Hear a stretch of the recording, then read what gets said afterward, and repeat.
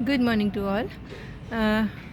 पूरी रात बारिश आई है। हालांकि थोड़ा सा टेंशन था कि सारे प्लांट्स कैसे होंगे, कहीं पानी तो नहीं स्टोर हो रहा पौधों में।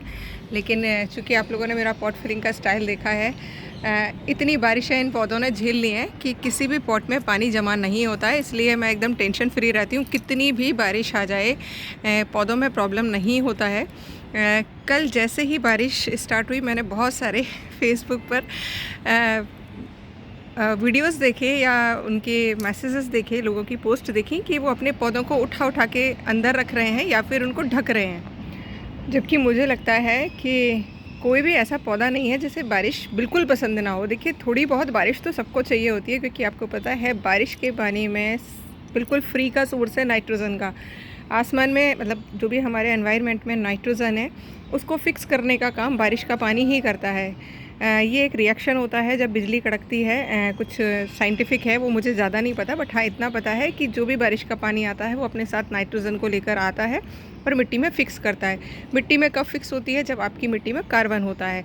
तो इसीलिए मैं बार बार कहती रहती हूँ कि कार्बन की मात्रा बढ़ाइए अपनी मिट्टी में, तो आपकी मिट्टी जीवित हो जाएगी। तो देखिए, पिछले चौथा साल चल रहा है मुझे टेरेस पर गार्डनिंग करते हुए, और इस एक्सपीरियंस में मैंने कभी भी अपने पौधों को अंदर उठा के नहीं रखा है, बल्कि मैं इंडोर प्लांट्स को अपनी बालकनी में रख देती हूँ, जिससे कि थोड़ा बहुत बारिश का पानी मिल जाए। इवन अभी भी मैंने कुछ पानी इकट्ठा किया है, रात को बकेट रख के चले गई थी कि थोड़ा बहुत भी पानी इकट्ठा हो जाए। तो मैं कुछ मेरे प्लांट्स इंडोर रखे हैं, उनको मैं वो पानी दूंगी, क्योंकि एकदम से आप देख पाते हैं, ये पता ही है सबको कि देखिए कितना धुला धुला सा हो जाता है सब कुछ। एक एक पौधे में जान आ जाती है। जो जान आप कोई भी फर्टिलाइज़र किसी भी फॉर्म में, चाहे वो नेचुरल हो चाहे वो केमिकल हो, वो जान नहीं आ पाती है। जैसे ही बारिश का पानी पौधों पर पड़ता है, पौधे एकदम लहला उठते हैं। तो इसीलिए कहा गया है कि बारिश का पानी तो अमृत होता है। ये देखिए, मेरा एक सेक्शन है जहाँ पर अडेनियम के छोटे छोटे से बेबी प्लांट्स हैं।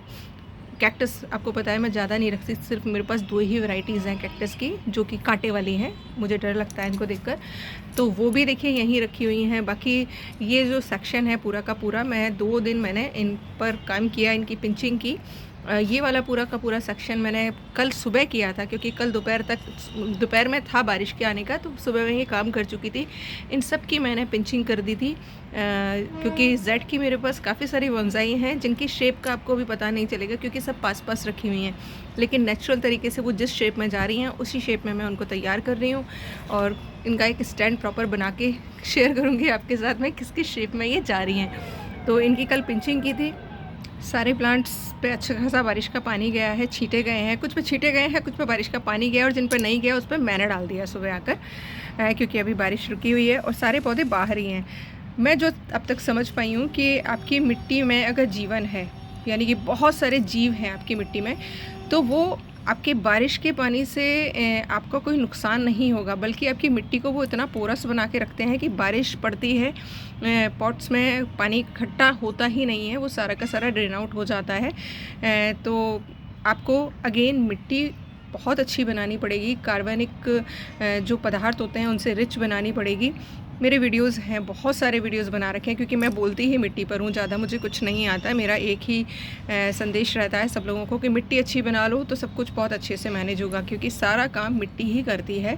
कैसे? क्योंकि मिट्टी ही पौधे को स्वस्थ बनाती है, और पौधा स्वस्थ होगा तो बाकी का सारा काम वो अपने आप कर लेगा।